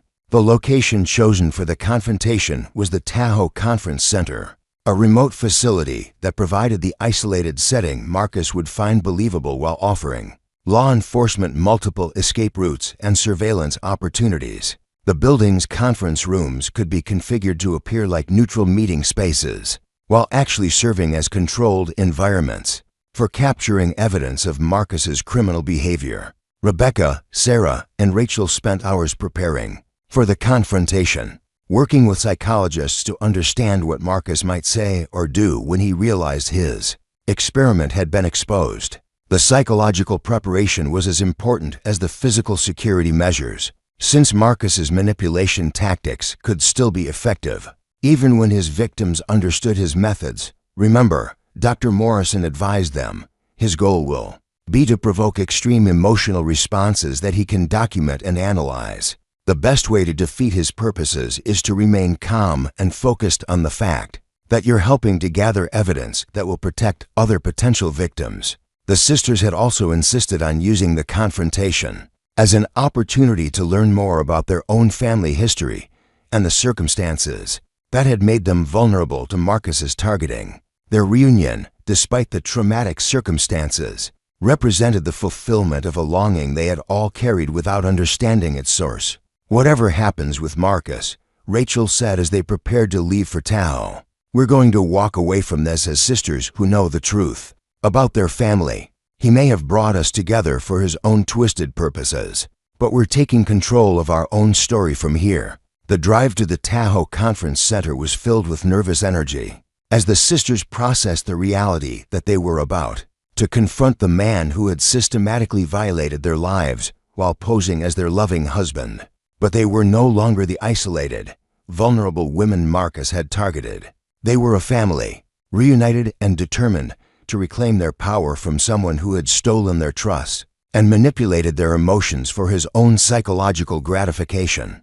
As their convoy approached the conference center, law enforcement vehicles taking positions around the perimeter, the sisters knew they were walking into a confrontation that would determine not just Marcus Hayes' legal fate, but their own ability to heal from the trauma he had inflicted on their lives and relationships. The Tahoe Conference Center's main meeting room had been transformed into what appeared to be a neutral family reunion space, complete with comfortable seating arrangements and refreshment tables. But the carefully positioned cameras and concealed law enforcement personnel revealed its true purpose as a controlled environment for confronting a dangerous criminal. At 3 p.m. on November 22, 2021, Rebecca, Sarah, and Rachel Martinez Chen Thompson sat together for the first time as acknowledged sisters, waiting to face the man who had systematically destroyed their lives while believing he loved them. Marcus Hayes arrived precisely on schedule, his punctuality reflecting the obsessive planning that had characterized every aspect of his criminal enterprise. He entered the conference room carrying a leather briefcase and tablet computer, apparently expecting to document what he believed would be the culminactic phase of his psychological research. His appearance was immaculate. The confident, charming demeanor that had attracted three intelligent women was still intact, but now it seemed sinister rather than appealing. The moment Marcus saw the three sisters sitting together for the first time was captured in high-definition video that would later become crucial evidence in his prosecution. His initial expression showed genuine shock and confusion, as if he couldn't process the reality that his carefully controlled experiment had been exposed and turned against him. For perhaps the first time in his adult life, Marcus Hayes was experiencing a situation he hadn't planned and couldn't control. "Rebecca, Sarah, Rachel," he said slowly, his voice carrying none of the warmth and affection the sisters remembered from their individual relationships. Instead, there was a clinical detachment that confirmed everything the psychological profiles had suggested about his true nature. I have to admit, this is unexpected. I wasn't planning for this phase of the research to begin so soon. The casual reference to research and phases sent chills through all three women, confirming that even now, facing exposure and arrest, Marcus continued to view them as experimental subjects rather than human beings whose lives he had violated. His inability to recognize their humanity had been the foundation of his crimes, and it remained intact even as his carefully constructed world collapsed around him. Detective Rodriguez, monitoring the conversation from a concealed observation post, noted Marcus's immediate focus on his recording equipment rather than any emotional response to seeing his wives together. He's trying to document this confrontation, she whispered to her team. Even now, he thinks this is about his research, rather than his victims. Rebecca, drawing on the strength she had found through reuniting with her sisters, was the first to speak directly to the man who had deceived her so completely. Marcus, or whoever you really are, we know about your experiment. We know about the surveillance, the false identities, the manipulation. We know what you've been doing to us. Marcus's response revealed the depth of his psychological dysfunction and his complete inability to understand the impact of his actions on other people. You have to understand, he said, setting up his tablet to record the conversation. What we've accomplished together represents groundbreaking research in human psychology. The data we've generated about identical genetics, responding to different environmental stimuli, could revolutionize our understanding of human behavior. The casual use of "we" and "accomplished together" demonstrated Marcus's delusional belief that his victims had been willing participants in his research, rather than unknowing subjects of criminal manipulation. His academic background and intellectual arrogance had created a worldview where his scientific curiosity justified any level of personal violation or emotional destruction. Sarah, her scientific training helping her maintain analytical clarity, despite the emotional trauma of the confrontation, challenged Marcus's claims about the validity of his research. Marcus, what you've done isn't research, it's criminal behavior disguised as science. You violated informed consent, manipulated vulnerable subjects, and collected data through illegal surveillance. No legitimate academic institution would accept research conducted through fraud and deception. But Marcus seemed genuinely confused by Sarah's criticism, as if he couldn't understand why the methods he had used would invalidate his findings. Sarah, the data speaks for itself. Look how similarly you've all responded to identical stimuli despite different upbringings. The correlation between genetic identity and behavioral patterns is remarkable.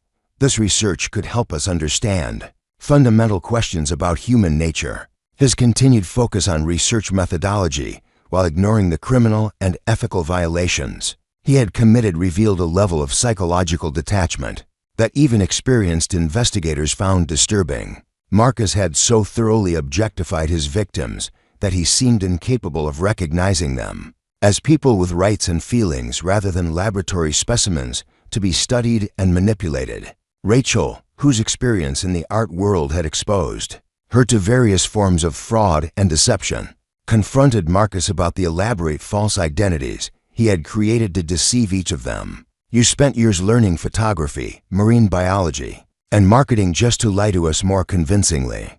You studied our psychological profiles like we were insects in a jar. How is that research? That's stalking and identity theft. Marcus's response demonstrated his sophisticated understanding of manipulation psychology and his complete lack of empathy for the people he had victimized. Rachel, creating authentic personas required genuine expertise in your areas of interest. I became a marine biologist to connect with Sarah, a photographer to relate to your artistic sensibilities, and a marketing consultant to appeal to Rebecca's intellectual nature. The depth of preparation wasn't deception, it was thorough methodology. The chilling rationalization revealed how Marcus had justified every aspect of his criminal behavior as scientific necessity. In his distorted worldview, Learning new skills to deceive his victims more effectively was professional development, rather than criminal preparation. His ability to reframe obvious crimes as research methodology demonstrated the sophisticated, psychological manipulation that had made him so dangerous. Dr. Morrison, observing the confrontation from the monitoring station, noted Marcus's consistent inability to process his victims' emotional responses or recognize their humanity. He's displaying classic antisocial personality disorder characteristics, Dr. Morrison explained to Detective Rodriguez. He literally cannot understand why his victims are upset, because he doesn't recognize them as people with independent emotional lives. The conversation took a darker turn when Marcus began sharing details about his selection process and the criteria he had used to identify the sisters as ideal research subjects. His explanations revealed the sophisticated planning and long-term surveillance that had preceded his approach to each woman, demonstrating a level of premeditation that transformed his crimes from impulse actions to carefully calculated abuse. I spent 2 years studying adoption records and identifying separated siblings who had developed similar life patterns despite different environments. Marcus explained with academic detachment. You three represented the perfect natural experiment: identical genetics, varied upbringings, parallel career choices, and geographic distribution that allowed for controlled isolation during the research phase. The revelation that they had been selected and studied for years before Marcus ever approached them added another layer of violation to their already traumatic discovery. The relationships they had believed were based on love and mutual attraction were actually the result of calculated psychological manipulation, designed to serve one man's twisted research agenda. Rebecca found herself struggling to reconcile the gentle, intellectual man she had fallen in love with in Millfield with the cold, clinical researcher sitting across from her. Marcus, did you feel anything real for any of us? Or were we just data points in your experiment from the very beginning? Marcus's answer provided the most disturbing insight yet into his psychological makeup and his complete inability to form genuine human connections. Rebecca, the emotions I experienced were real within the context of each identity I inhabited. When I was Marcus Rivera with you, I genuinely embodied that persona and felt appropriate responses. The same was true for Marcus Chen with Sarah and Marcus Thompson with Rachel. The feelings were authentic to the characters I was portraying. The explanation revealed that Marcus's manipulation had been so sophisticated that he had convinced even himself of the authenticity of his false personas. His ability to inhabit different identities so completely that he experienced genuine emotions within each role demonstrated a level of psychological compartmentalization that bordered on multiple personality disorder. Sarah pressed Marcus for details about his long-term plans and what he had intended to accomplish through his elaborate deception. Marcus, what was your endgame? What were you planning to do with the data you collected about us? His response revealed ambitions that extended far beyond the personal violations he had already committed. The research we've conducted represents the foundation for a comprehensive study of genetic versus environmental influences on human behavior. I was planning to publish findings that would establish new paradigms in psychology and sociology. The Nobel Committee has recognized psychological research before. The grandiose delusions underlying Marcus's criminal behavior became clear as he described his belief that violating 3 women's lives would lead to international scientific recognition and academic fame. His inability to understand that research conducted through criminal methods could never be legitimately published or recognized demonstrated how completely his intellectual arrogance had distorted his perception of reality. But the most chilling moment of the confrontation came when Marcus began describing his plans for the conclusion phase of his research. The systematic documentation of his victims' psychological responses to learning about their biological relationship and his deceptions simultaneously. The revelation phase was designed to generate maximum psychological impact.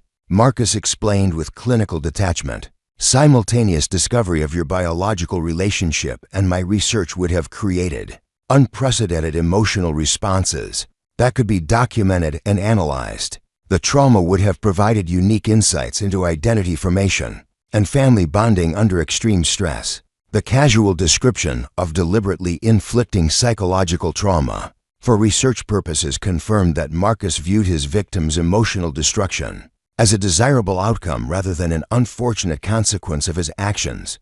His plan to maximize their suffering for data collection purposes revealed a level of calculated cruelty that shocked even experienced law enforcement professionals. That as the confrontation continued, it became clear that Marcus remained convinced of the validity and importance of his research despite the criminal methods he had used to conduct it. His inability to recognize the fundamental ethical violations he had committed, combined with his grandiose delusions about the significance of his findings, painted a picture of someone who was both highly intelligent and completely divorced from normal human empathy and moral reasoning. The arrest of Marcus Hayes occurred with startling swiftness.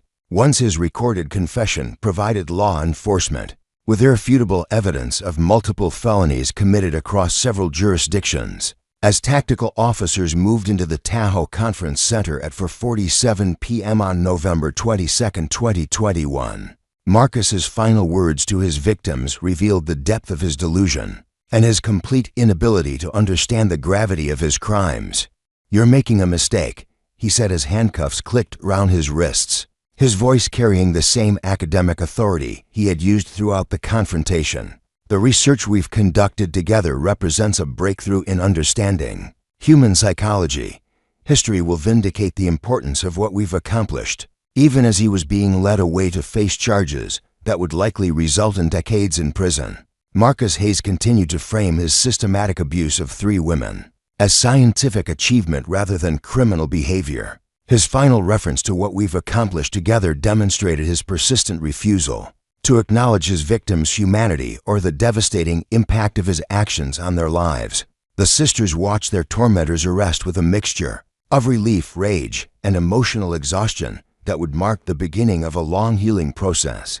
After 18 months of marriage to fictional characters created by a criminal mastermind, they were finally free to begin rebuilding their lives with the truth about their family and their shared victimization. But the legal resolution of Marcus Hayes' crimes was only the beginning of a more complex journey toward justice and personal recovery. The criminal case that would ultimately send him to prison for 47 years, without possibility of parole, became a landmark prosecution that exposed widespread vulnerabilities in identity verification systems and adoption record security that had enabled his elaborate deception. The trial of Marcus Hayes began 8 months later in Sacramento Superior Court, where prosecutor Angela Martinez, no relation to Rebecca, despite sharing her adoptive family name, presented evidence that shocked even experienced court observers with its scope and sophistication. The prosecution's case revealed details about Marcus's criminal enterprise that went far beyond his victimization of the Martinez-Chen Thompson triplets. "Ladies and gentlemen of the jury," Prosecutor Martinez said in her opening statement, "the defendant stands accused of crimes that represent a new category of psychological terrorism. He didn't just commit identity theft or bigamy, he conducted systematic psychological torture designed to maximize his victims' emotional trauma for his own intellectual gratification." The evidence presented during the 3-week trial painted a picture of criminal behavior so elaborate and methodical that it required prosecutors to educate jurors about psychological manipulation techniques and the long-term effects of systematic deception on human relationships. Expert witnesses included forensic psychologists, computer crime specialists, and adoption law experts who explained how Marcus had exploited vulnerabilities in multiple systems to target and abuse his victims. Dr. Patricia Morrison, the birth mother whose warnings had been ignored by law enforcement, testified about Marcus's manipulation of her desire to reconnect with her daughters. Her emotional testimony revealed how Marcus had spent months earning her trust while gathering intimate details about her daughters' personalities and emotional vulnerabilities. "He presented himself as someone who could help my girls find each other," Patricia Morrison said, her voice breaking as she described the conversations that had unknowingly provided Marcus with the psychological profiles he needed to design his deceptions. I thought I was helping them heal from the trauma of separation. Instead, I was giving him the tools to destroy their lives. Rebecca, Sarah, and Rachel testified about the systematic way Marcus had identified and exploited their emotional needs, creating false personas designed to fulfill their deepest desires for intellectual partnership, environmental collaboration, and artistic healing. Their testimony was particularly powerful because it demonstrated how sophisticated psychological manipulation could deceive even intelligent, educated women who were generally skeptical of romantic overtures. He didn't just lie about his identity, Rebecca testified. He studied us like laboratory specimens and created personalities designed to make us fall in love with fictional characters. The relationships we thought we had never existed, we were emotionally bonded to people who were figments of his imagination. The defense attempted to argue that Marcus's actions, while unethical, were motivated by legitimate scientific curiosity rather than criminal intent. Defense attorney Michael Thompson, again, no relation to Rachel despite the shared surname, claimed that his client was a brilliant researcher whose methods were unconventional, but whose goals were academically valid. My client's approach to studying human behavior was unusual, Thompson argued, but his research questions were legitimate, and his findings could have contributed valuable insights to psychological science. The fact that his subjects were initially unaware of their participation doesn't negate the scientific value of the data he collected. The defense strategy backfired spectacularly when prosecutor Martinez revealed additional evidence about Marcus's broader pattern of targeting separated siblings and his detailed plans for conducting similar experiments with other families. Computer files recovered from his Portland apartment contained research notes about dozens of potential victims and elaborate plans for studies that would have involved systematic psychological abuse of vulnerable families. The defendant's claims about scientific research are revealed as fraudulent. When we examine the scope of his criminal enterprise, prosecutor Martinez told the jury he wasn't conducting legitimate research, he was operating a systematic program of psychological torture that targeted some of the most vulnerable people in our society. The jury deliberated for less than 4 hours before returning guilty verdicts on all counts, including aggravated identity theft, fraud, bigamy, stalking, and the newly created charge of systematic psychological abuse. Judge Michael Rodriguez, who had presided over the trial with obvious disgust for Marcus's crimes, delivered a sentence that reflected both the severity of his actions and the precedent his case would set for future prosecutions. Mr. Hayes, Judge Rodriguez said as he announced the 47-year sentence, "Your crimes represent a unique form of evil that our legal system has never before encountered.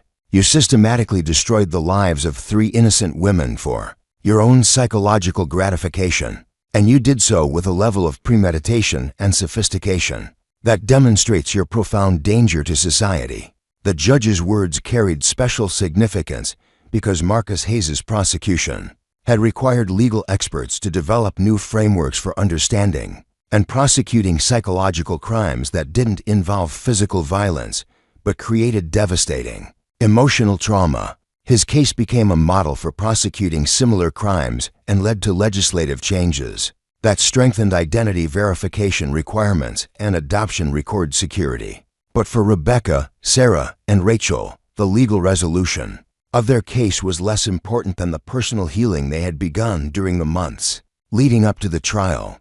The discovery of their biological relationship had provided them with something Marcus's elaborate deception had never offered: genuine connection based on truth rather than manipulation. The sisters had spent the months following Marcus's arrest, working with trauma specialists to understand and process the psychological damage inflicted by his systematic deception. Dr. Eleanor Rodriguez, a psychologist specializing in complex trauma and family systems, helped them navigate the unique challenges of healing from abuse while simultaneously building relationships with biological siblings they had never known existed. "Your recovery process is unprecedented," Dr. Rodriguez explained during one of their group therapy sessions. "You're not just healing from systematic psychological abuse, you're building new family relationships while processing the trauma of discovering how those relationships were exploited by your abuser. The therapeutic work revealed how Marcus's manipulation had affected not just their romantic relationships but their fundamental understanding of trust, intimacy, and family connection. Each sister had to learn to distinguish between the genuine emotions they felt for each other and the artificial feelings Marcus had manufactured through his elaborate deceptions. Rebecca found healing through returning to her work at the Millfield Public Library, where she developed programs to help other abuse survivors access resources and support services. Her experience with Marcus's systematic deception made her particularly effective at helping other victims recognize and understand psychological manipulation tactics. Working with other survivors has shown me that Marcus's methods weren't unique, Rebecca explained during a victim impact statement she delivered at his sentencing. There are other predators using similar techniques to target vulnerable people, and my experience has taught me how to help others recognize and resist those tactics. Sarah channeled her recovery into expanding her environmental conservation work, establishing a foundation that provided support services for women in science who had experienced workplace harassment or personal trauma. Her scientific background helped her develop evidence-based approaches to trauma recovery that could be replicated in other communities. Marcus tried to use my passion for environmental protection to manipulate me, Sarah said during her impact statement, but that same passion has become my source of strength in recovery. I'm using my experience to help other women in science who have faced similar challenges. Rachel transformed her Copper Ridge Art Gallery into a center for trauma recovery through creative expression, offering workshops and exhibition opportunities for abuse survivors who found healing through artistic creation. Her gallery became a model for community-based recovery programs that address trauma through cultural and creative engagement. Art has always been about truth and authentic expression, Rachel explained. Marcus perverted that by using fake artistic personas to deceive me, but real art has become my path back to truth and genuine connection with others. The sisters' individual healing journeys were strengthened by their growing relationship with each other and with Patricia Morrison, their birth mother, who had become an advocate for adoption reform and identity crime prevention. The family reunion that Marcus had planned to document as the climax of his research became instead the foundation for genuine relationships based on love, truth, and mutual support. 2 years after Marcus Hayes' conviction, the sisters gathered at Patricia Morrison's home in Berkeley for their second annual family reunion, this one planned and conducted entirely on their own terms. The celebration included their adoptive families, who had embraced the expansion of their family networks, and their professional colleagues, who had supported them throughout their recovery process. When I think about what Marcus tried to do to us, Rebecca said during the reunion celebration, I'm struck by how completely he failed to understand what family actually means. He thought he could manipulate our biological connection for his research, but he never understood that real family bonds are built on choice, love, and commitment rather than genetic similarity. The story of the Martinez-Chen-Thompson triplets had become a symbol of resilience and recovery that inspired other abuse survivors and led to significant improvements in identity verification systems and adoption record security. Their experience with Marcus Hayes' elaborate deception had exposed vulnerabilities that affected thousands of other families and had contributed to legal and social changes that would protect future victims. But perhaps most importantly, their journey from isolated victims to a united family had demonstrated that healing from even the most sophisticated psychological abuse was possible when survivors had access to appropriate support, professional guidance, and genuine human connection. The bonds they had forged through shared trauma and mutual support had created something stronger and more authentic than anything Marcus Hayes could have manufactured. Through his elaborate manipulations, as the sisters looked toward the future, they carried with them not just the scars of their victimization, but the strength they had found in each other and the knowledge that they had transformed their shared trauma into a source of hope and healing for others facing similar challenges. The family secret that had exploded when they first met had become the foundation for a new chapter in their lives, one built on truth, love, and the unbreakable bonds between sisters who had found each other against impossible odds. Up next, you've got two more standout stories right on your screen. If this one hit the mark, you won't want to pass these up. Just click and check them out. And don't forget to like, subscribe, and turn on the notification bell so you don't miss any upload from us.